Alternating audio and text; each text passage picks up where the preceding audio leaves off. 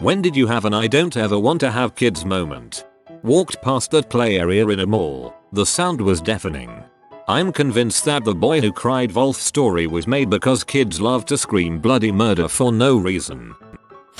In the 8th grade I had to take care of a robot baby. The first night I had it, the dang thing woke me up at 2 AM screaming as loud as it could. My mom hears this and comes into my room. All she sees is me cradling this robot, not knowing what to do and freaking out. Basically crying. My mom takes the baby into her room and starts cradling it until she thinks to herself, WTF am I doing? She then proceeds to wrap the baby in a series of blankets and put it in her closet for the rest of the night. I myself would proceed to do this every night until the assignment was over. Frick that robot. That was 8-9 years ago and I still don't want any kids.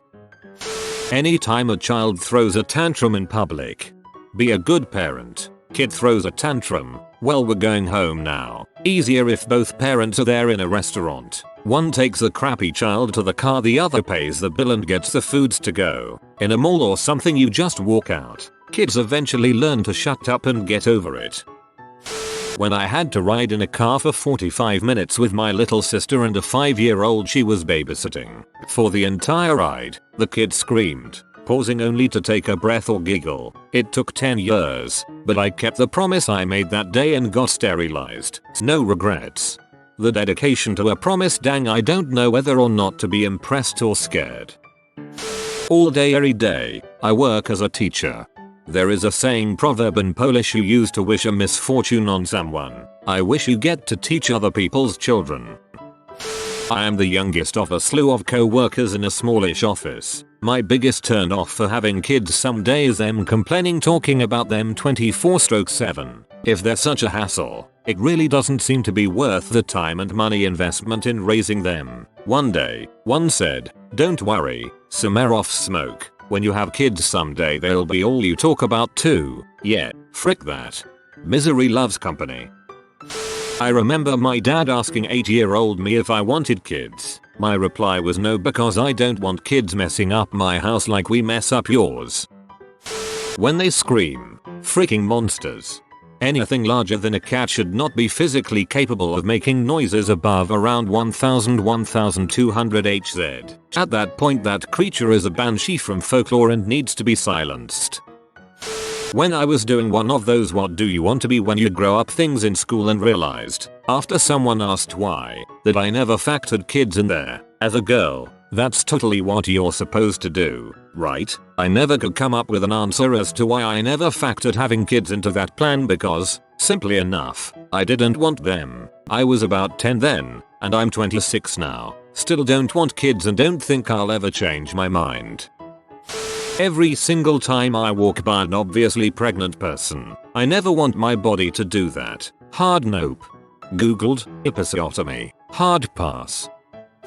When my mother, who is an OB-GYN, sat me down at 18 and told me that having children was the worst decision she ever made, I am a lot like her, and I could see myself repeating the same patterns of behavior that negatively affected my own life with whatever spawn I might have.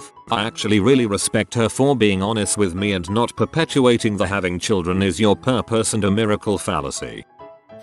I was babysitting my niece. At the time, my brother worked swing shifts and his wife worked overnights, so occasionally I'd have to babysit from 10 to midnight, and my niece was always asleep. It was basically, get there and watch TV for 2 hours or nap. It was nice. Then one day, it all went to heck. The person who would have taken over for my brother called off, and he couldn't get off work till 8 AM, and his wife didn't come home till later than that. 12 hours shifts and drive time. I couldn't stay all night like that, as I had work at 7 in the morning. Then my niece woke up. I love my niece, but it was past her bedtime. She was 5 at the time. She started screaming, not in pain, not in anger, just screaming to scream. At that point, Fire Dog got overly excited and was jumping around. I had a girl screaming, and a dog running around and barking. Then my brother calls to tell me he'll be home at 4. I tell him Kate is up. While I'm on the phone, I got Katie screaming in my ear,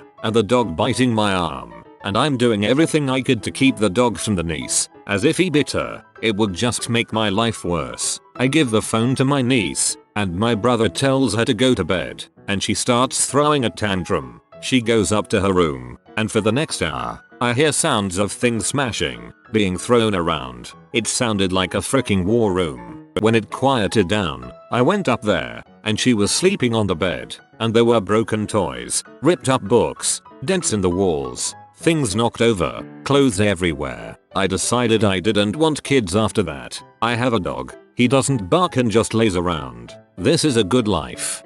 Dude, Kate is a bee. Sounds terrible, but my nephew made me realize I wanna stay child free. I know he was a baby, but he was the most pitiful kid ever. He'd cry over anything. I don't have the patience for that and never will. Everyone says when it's your kid it's different. No, it'll still be annoying and there won't be a my kid. Literally every time my co-worker complains about how little sleep money time he has, I just looked around and felt that the world already had a sufficiency of children. Why add another one when we are already well over quota for population density in my area? Also, we don't make enough money to support a child the way I would like to. Growing up poor was not pleasant for me and I wouldn't want to make someone else do it. I'd rather save up and chip in for another promising kid's college who doesn't have the money than spend all that money doing half-assed financial stability on my own personal child. I think this is most commendable reason and one of my reasons as well. People have children and can't even support themselves financially. Why would you put that burden on someone with no choice? My long-term boyfriend told me he didn't want kids about a year and a half ago, and for a couple months I convinced myself he would change his mind when we got a little older and more established. Then his cousin had a kid. I will never forget waking up hungover as frick to that baby screaming bloody murder. Neither parent there to take care of it. My boyfriend's cousin went to the store without warning either of us and that poor kid needed a diaper change. I could barely pick him up without puking from the smell and I nearly strangled the cousin when he finally got back. Then I realized how drastically my life was going to change if when I had kids. No more parties, no vacations, especially once they were in school, no spending money on whatever I wanted. Call me selfish, I jaff. Hearing the horror stories from multiple people about the little hellion my boyfriend was as a small child and remembering what a bee I was starting from about 11 years old and continuing through my late teens helped seal my resolve in the matter. If all that wasn't enough, I briefly considered being a surrogate until I heard the god-awful birth stories from my mom and future mill. Tearing from my V to Maya doesn't sound pleasant. Then I read an AskReddit thread about childbirth and decided I didn't want to be a surrogate anymore. I wouldn't be a good mom. I'm not good with kids and they stress me out. I'm selfish and I would likely end up regretting having children, which would make me feel like a bastard. Plus I love sleeping in and I have a bad habit of being pretty mean if something wakes me up before I want to get up. Like I said, I'm selfish and I jaff. Now anytime I am around children or listen to my friends talk about life with children, I think to myself, frick, that crap. When I finally realized how miserable having children would make me, it was like a huge weight was lifted off my chest. I felt so free and I wouldn't change that feeling for anything. Just seeing how kids turn out, I feel like I'd be too hard on my kid. Well, not hard. I just want them to be a super good person and care about people in general. I have 2 friends. One babies his son to an extreme. So much you can see it is hurting the kid developmentally. The kid baby talks and can't do anything for himself and cries when the toilet flushes because he is terrified. The guy just coddles and babies this kid, and if anyone points out how behind the kid is, the guy says, sorry, I am just a good dad. Being up your kid's butt all the time babying him doesn't mean you're some super dad. Another guy I know had a little girl and they spoil her rotten and she is selfish and expects everything handed to them. I just set way too high standards and I won't be able to say okay, they're just a kid. Because I know that if my kid pushed me too far I'd resort to corporal punishment. Nothing I wouldn't want done to me, but I'd still be beating a little crap kid and that's really not acceptable. Plus they absorb a ton of time, money, and life. I don't got time for that. I wouldn't sacrifice what my parents did for a person like me. Same here. I don't see myself being able to handle a kid. Shaken baby syndrome day 1 for sure, since their screams are so nightmarish. I never had an I want to have kids moment. Since childhood the idea of having kids strongly repulsed me. As a 29-year-old woman, I keep waiting for this moment, and it keeps not happening, and I know I shouldn't do it if I don't feel that way. I can tell you the moment I knew I wanted a dog though, and that has yet to happen, and owning a dog eventually is more important to me, honestly. When I found out what an episiotomy was, and then again when I heard there were degrees of tearing, don't Google 4th degree tear, just don't. Thanks to you my legs are now crossed so far over they're pointing in opposite directions. My little brother is about 12 years younger than me. I've learned firsthand from him. Right this freaking minute I have been taking care of my sister-in-law's granddaughter while her daughter is in the hospital for minor surgery. I regret every freaking second of it and I detest myself for trying, yet again, to be a nice guy. First off, the sis-in-law is a horrible freaking bee and I knew her daughter carried forth a lot of her mother's bull's characteristics, but my freaking god, this child, I freaking hate her. I never imagined I would have hateful feelings over a 4-year-old, but I do. Unless some magical meteor falls out of the sky and strikes this beast on the head with some common freaking sense and manners, she is going nowhere in life. Every time I turn my back to even take a pee she is freaking something up or causing turmoil in the house. Whether it is digging through the fridge and leaving perishables out on the floor even though I just fed her 10 minutes before, or slamming cabinet doors because of, I don't freaking know why because of, or clipping leashes on my older rescue dog and playing walk, which consists of her tugging and tugging on my poor dog's harness as it mutters and looks for me to help him.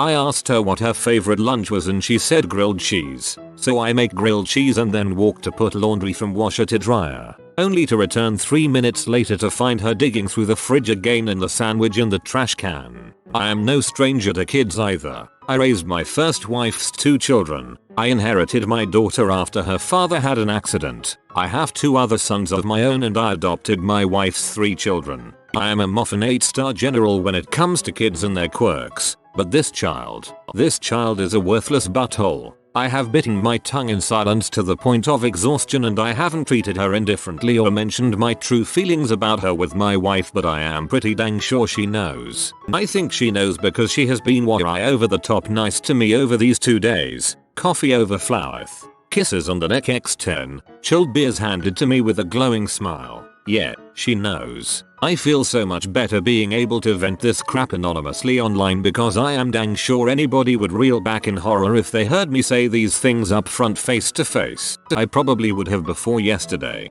I never thought I would want to punch a 5-year until I had to live with one. My mother decided to have one when I was 13. We lived in a small 2-bedroom apartment. They put his crib in their room, thanks God. But on the same wall where the top of my bed was, I could not sleep for about 9 months. I ended up having to restart my school grade, and I could never have friend over because it was too loud FPR the baby. So yeah, frick the little bastards. Not to get dark, but I remember watching an interview of the mother of one of the Columbine shooters. She said that she gave birth, looked at her son and felt like a dark cloud went over and how her first thought was this child will bring you sorrow. Just, no. Very morbid, but that creeped me out. I read Columbine and I remember a part where it described how the shooters both had totally normal upbringings but just happened to be psychopaths. That always freaked me out, that my kid could just be that way for no reason whatsoever. When all of my friends that had kids disappeared from my life as they have no time to themselves at all anymore, and they always look tired, and are getting fatter quick. It's like they don't even have the time to plan their meals properly, so they don't eat healthy, and when we do get together it's not the same. It changes people. They can't just hang out anymore. It needs to be a planned event. I got one life, yo. The world is already overpopulated. I'm going to do me, and separated couples with kids is heck on earth 99% of the time. Every time my friends can't do anything fun because they have to go to their kids' events, I'm all down for children, but be responsible and don't have them if you aren't ready to give them your life. Every single time one of my co-workers has to stay out of work because their kid is sick. Every single time they zone out because they only got 2 hours of sleep. Oh, it's worth it, they will say. I call bulls on that. I've always found that to be super frustrating. My co-worker is constantly out of the office due to one of her kids being sick, which gets the next kid sick. or this kid broke his arm so she needs a week off. Meanwhile, if I call and I get to McCarthy level interrogation of just precisely how sick I was that I couldn't perform in the office, plus a doctor's note, etc. WTF. As soon as I started teaching the special needs ones, there's a part of me that never wants to take the risk. I understand completely that there are plenty of people with special needs who live full, rich, independent lives. There are also plenty that will have the mental capabilities of a 3-year-old no matter how much you try to teach them. There are plenty who will need to use diapers for their whole lives. And when they get finished with school, maybe they can get a very menial job somewhere, but more likely they never will. They'll live at home until their parents can't physically take care of them anymore, and then they'll go into a group home. I like to imagine they must be the happiest people in the freaking world, but maybe it's the exact opposite. Either way, nope, not gonna play Russian roulette with a child's mental ability. This be the verse by Philip Larkin. They frick you up, your mum and dad. They may not mean to, but they do. They fill you with the faults they had, and add some extra, just for you. But they were fricked up in their turn, by fools in old style hats and coats, who half the time were soppy stern, and half at one another's throats. Man hands on misery to man, it deepens like a coastal shelf. Get out as early as you can, and don't have any kids yourself. I enjoy my sleep. I enjoy my money. I enjoy a clean house. I babysat my niece for an afternoon last week and I crap you not, I've never wanted to punt a kid like a goddamn football before. I get it, kids can be hyper, but my brother and sister-in-law let this crap get away with murder. They laugh when she says smart-ass comments and talks back to me or her grandparents, and take pictures when she fricks up the house. Flour and OJ all over the kitchen, and then they get mad when we tell her no. I don't want to take you to the zoo and watch you act like a dang fool. She pulls my dog's tail and isn't lucky. Jamie is a good sport about it. My seal had the gall to bee me out if your dog snaps and bites her. I'll take a gun and put that bee in the ground. Sorry, it's been one heck of a weekend. I hope you told your Sil to take her shitmonger and get the heck out of your house. Or threat like that can't go unpunished.